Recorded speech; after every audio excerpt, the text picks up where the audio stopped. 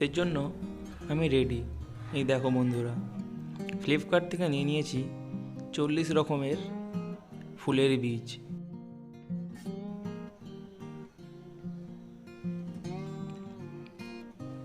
এর মধ্যে 40 রকমের ফুলের বীজ আছে, প্রায় কোয়ান্টিটিতে 3500টারও বেশি। দেখো বিভিন্ন রকমের বীজ আছে, তোমরা দেখে নাও।